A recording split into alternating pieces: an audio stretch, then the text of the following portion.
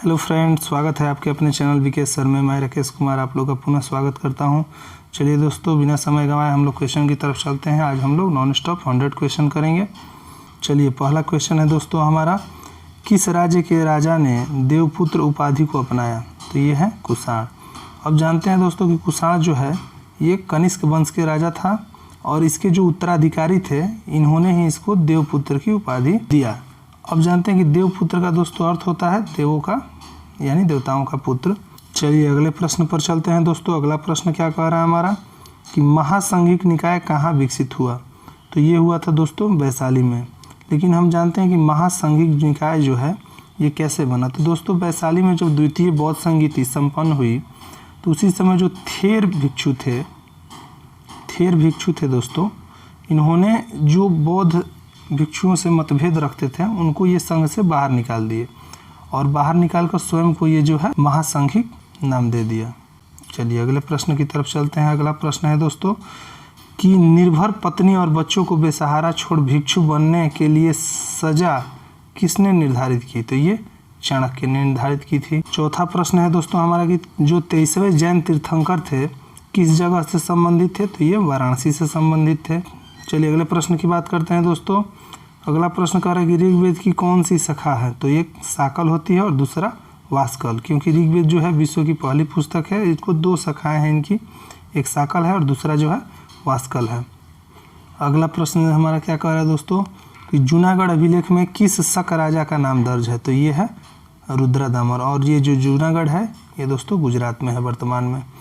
चलिए अगले प्रश्न की तरफ चलते हैं। अगला प्रश्न है दोस्तों कि चतुर्थ बौद्ध संगीति किस समय में हुई थी? तो ये कनिष्क के समय में हुई थी, कुंडलवन कश्मीर में हुई थी। चलिए 8वां प्रश्न क्या है दोस्तों, मथुरा का कला स्कूल का उन्नत समय किस काल का था? कुषाण के काल में हुआ था।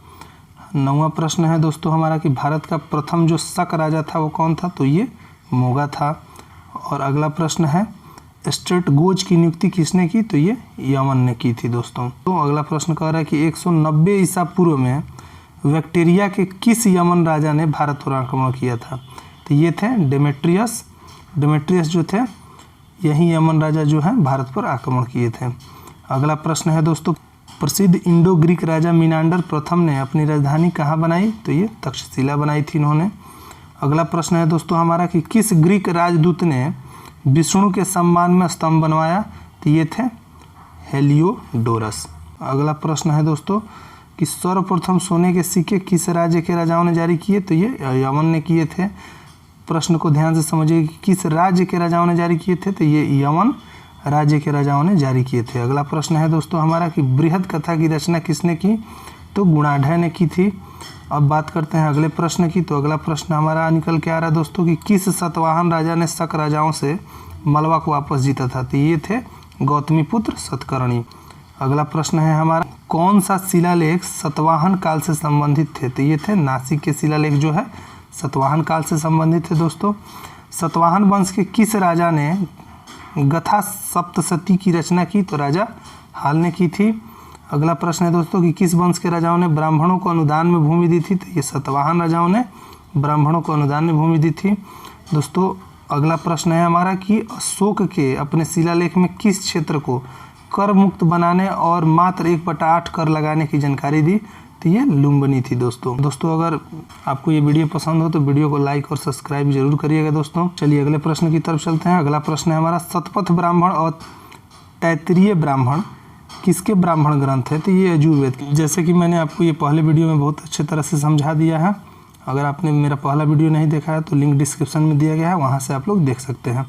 चलिए अगले प्रश्न की तरफ चलते हैं। अगला प्रश्न है दोस्तों हमारा कि निम्नलिखित में से सिंधु घाटी सभ्यता के स्थल की सबसे अनोखी विशेषता क्या है? तो इसके शहरों को 3 भागों में विभाजित किया गया था, यही इसकी प्रमुख विशेषता थी दोस्तों। चलिए अगले प्रश्न की तरफ चलते हैं। अगला प्रश्न हमारा, कौन से राज्य गौतम बुद्ध के जीवन से संबंधित है? तो जैसे कि आप लोग जानते हैं पहला कौशल है और दूसरा जो है मगध है दोस्तों। ये जो है गौतम बुद्ध के जीवन से संबंधित है। चलिए अगले प्रश्न की तरफ चलते हैं दोस्तों। तो प्रकृत भाषा की व्याकरण प्रकृत प्रकाश की रचना किसने की? तो वरुचि ने की। अब प्रश्न यहाँ ये उठता है कि कब की थी? तो इसका जो तिथि है अभी अज्ञात है दोस्तों, ये मालूम नहीं है कि कब की थी। चलिए अगले प्रश्न की तरफ चलते हैं। भारत के बारे में सर्वप्रथम किस ग्रीक विद्वान ने लिखा है? तो ये है साइलक्स। साइलक्स जो है दोस्तों ये भारत के बारे में सर्वप्रथम इन्होंने ही लिखा था। तो ये ग्रीक लेखक के अनुसार ये जो साइलस थे भारत आए और डोरियस नामक राजा ने इन्हें भेजा था और उसके लेख आज नष्ट हो चुके हैं। आज के डेट में इनका लेख उपलब्ध नहीं है। चलिए अगले प्रश्न की तरफ चलते हैं दोस्तों। अगला प्रश्न है नवीवर्ष किस देश का ऐतिहासिक नाम है? तो ये भारत का है दोस्तों। इतिहासकारों द्वारा ऐसा माना जाता है कि भारतवर्ष का पुराना नाम जो है नवीवर्ष था और जो पहले जैन तीर्थंकर थे ऋषभदेव, उनके पिता जो थे राजा नाभि जो थे उन्हीं के नाम पर यह रखा गया था। चलिए अगले प्रश्न की तरफ चलते हैं दोस्तों। किस भारतीय राजा ने धर्म महामता नियुक्त किए थे? तो ये थे अशोक। यहाँ नोट्स है दोस्तों, इसको ध्यान से समझिएगा। अशोक ने अपने धर्म या धर्म के प्रचार के लिए धर्म महामता नियुक्त किए थे जो उसके धर्म का प्रचार करते थे। इसकी जानकारी अशोक के शिलालेख से मिलती है। चलिए अगले प्रश्न की तरफ चलते हैं दोस्तों। अगला प्रश्न है जैन धर्म के 22वें तीर्थंकर कौन थे? तो ये अरिष्टनेमी थे दोस्तों। 28 नंबर प्रश्न क्या कह रहा है दोस्तों कि मातृनामा किस वंश के शासकों द्वारा किया गया? तो ये सतवाहन वंश के शासकों द्वारा किया गया है दोस्तों। इसका नोट्स पे थोड़ा गौर करिएगा। मातृनामा अपने नाम के आगे माता का नाम लिखने की प्रथा थी, जैसे मातृनामा सतवाहन राजाओं ने शुरू की थी दोस्तों। और उदाहरण के लिए जैसे सतवाहन वंश के सबसे महान राजा जो सतकर्णी था वो अपनी माता गौतमी के नाम पर अपना नाम गौतमी पुत्र सतकर्णी रखा था। चलिए अगले प्रश्न पर चलते हैं दोस्तों। अगला प्रश्न है मनु के किस अपराध के लिए ब्राह्मणों को अन्य वर्ण की तुलना में अधिक दंड देने को कहा गया? तो चोरी जो था, मनु ने कहा था कि अगर ब्राह्मण द्वारा चोरी किया जाता है तो उन्हें अन्य वर्णों के अलावा अधिक दंड देने की बात यहाँ की गई है दोस्तों। चलिए अगले प्रश्न की तरफ चलते हैं। अगला प्रश्न है राजा ब्राह्मणों को छोड़कर सबका स्वामी है, यह विचार किसके थे? ये गौतम के थे दोस्तों। अगला प्रश्न पे चलते हैं किस चोल राजा ने मालदीव को जीता था? तो ये राजा राज ने मालदीव को जीता था दोस्तों। अगला प्रश्न है हमारा कल्पद्रुम की रचना किसने की? तो कल्पद्रुम की रचना जो है लक्ष्मीधर ने की। अगले प्रश्न की तरफ चलते हैं। अगला प्रश्न है हमारा अशोक के ब्राह्मी शिलालेख को सर्वप्रथम किसने पढ़ा था? तो ये जेम्स प्रिंसपे ने पढ़ा था दोस्तों। जेम्स प्रिंसपे ही अशोक के ब्राह्मी शिलालेख को सर्वप्रथम पढ़ा था। चावल की खेती प्रथम साक्ष्य कहाँ प्राप्त हुए थे? तो ये बेलन घाटी में प्राप्त हुए थे दोस्तों। अगला प्रश्न है हमारा सिंधु घाटी सभ्यता के किस स्थल से अग्नि वेदिकाएं प्राप्त हुई? तो ये कालीबंगन से हुई थी दोस्तों। अगले प्रश्न की तरफ चलते हैं। तो पाली ग्रंथों में निगंठना निपुत किसे कहा गया है? तो महावीर स्वामी को निगंठना निपुत कहा गया है दोस्तों। अगले प्रश्न की तरफ चलते हैं। किस गुप्त राजा को लिच्छवी दौहित्र कहा जाता था? तो ये समुद्रगुप्त को कहा जाता था दोस्तों। अगले प्रश्न की तरफ चलते हैं। मौर्य काल के दौरान राज्य के राजस्व की वसूली कौन सा अधिकारी करता था? तो संहर्ता करते थे दोस्तों। गुप्त काल के दौरान स्वर्ण सिक्कों की कमी और गुप्त काल के बाद सिक्कों की कमी का क्या कारण था? तो दोस्तों गुप्त काल में सिक्का का कम होना और गुप्त काल के बाद सिक्के का अकाल का कारण मुख्य रूप से व्यापार में गिरावट ही था। अगले प्रश्न की तरफ चलते हैं दोस्तों। अष्टम महास्थान कौन सा है? तो लुम्बिनी है, राजगृह और कुशीनगर। चलिए अगले प्रश्न की तरफ चलते हैं दोस्तों। तृतीय बौद्ध संगीति किसके काल में हुई थी? तो दोस्तों ये अशोक के काल में हुई थी। यह पाटलिपुत्र में हुई थी और तृतीय बौद्ध संगीति के अध्यक्ष जो थे मोगलीपुत्र तीस थे दोस्तों। चलिए अगले प्रश्न की तरफ चलते हैं। गौतम बुद्ध को किस उम्र पर ज्ञान प्राप्त हुआ? तो ये 35 यानी 35 वर्ष की उम्र में उन्हें ज्ञान प्राप्त हुआ। अगले प्रश्न की तरफ चलते हैं दोस्तों। गौतम बुद्ध का एकमात्र पुत्र का नाम क्या था? तो उनके एकमात्र पुत्र का नाम राहुल था दोस्तों। जैन धर्म के प्रथम तीर्थंकर कौन थे? तो जैसे कि आप लोग जानते हैं ये ऋषभदेव थे। ऋषभदेव ही जैन धर्म के प्रथम तीर्थंकर थे दोस्तों। उनका नाम ऋग्वेद में भी आया। उनके माता और पिता का नाम भागवत पुराण में वर्णित है। चलिए अगले प्रश्न की तरफ चलते हैं दोस्तों। महावीर स्वामी को किस नदी के तट पर कौवल्य प्राप्त हुआ? तो ये हुआ था ऋजुपालिका नदी के तट पर दोस्तों। जैन धर्म में कैवल्य को सर्वोच्च ज्ञान कहते हैं। चलिए अगले प्रश्न की तरफ चलते हैं। महावीर स्वामी का जन्म कब हुआ था? तो 540 ईसा पूर्व हुआ था दोस्तों। अगला प्रश्न हमारा ऋग्वेद में जैन धर्म के कौन से दो तीर्थंकरों का उल्लेख है? तो पहला ऋषभदेव और अरिष्टनेमी का उल्लेख है दोस्तों। चलिए अगले प्रश्न की तरफ चलते हैं। अगला प्रश्न हमारा कि जैन धर्म के अनुसार तीर्थंकर महावीर का पहला शिष्य कौन था? तो ये जो था दोस्तों जामली था और इनका ये जामली जो है दामाद था। अपने पुत्री की शादी इन्होंने जामली से ही की थी। चलिए अगले प्रश्न की तरफ चलते हैं। महावीर स्वामी की पत्नी कौन थी? तो ये यशोदा थी दोस्तों। अगले प्रश्न की तरफ चलते हैं दोस्तों। महावीर स्वामी किस कुल से संबंधित थे? द्वितीय जंत्रिक कुल से संबंधित थे दोस्तों, यहाँ नोट पे ध्यान दीजिएगा। महावीर स्वामी जंत्रिक कुल से संबंधित थे और वे जाति से क्षत्रिय थे। महावीर स्वामी का जो जन्म है वैशाली के कुंडग्राम में हुआ था और उनके पिता का नाम जो है सिद्धार्थ और माता का नाम त्रिशला था और उनके पिता छोटे से राज्य के राजा भी थे। चलिए अगले प्रश्न की तरफ चलते हैं दोस्तों। महावीर को महापरिनिर्वाण कहाँ प्राप्त हुआ? तो ये पावापुरी में हुआ था दोस्तों। चलिए अगला प्रश्न है दोस्तों हमारा, प्रथम जैन संगीति कहाँ हुई थी? तो जैसे कि आप लोग जानते हैं ये पाटलिपुत्र में हुई थी दोस्तों। प्रथम जैन संगीति जो है पाटलिपुत्र में हुई थी। इनमें जैन धर्म के पूर्वोत्तरी ग्रंथों की जगह 12 अंगों की रचना हुई थी और इस संगति के अध्यक्ष थे स्थलबाहु थे।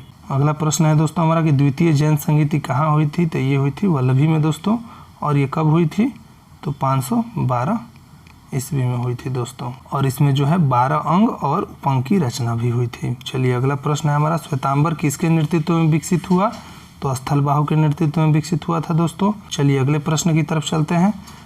दक्षिण भारत में जैन धर्म किसके नेतृत्व में फैला? तो ये भद्रबाहु के नेतृत्व में फैला दोस्तों।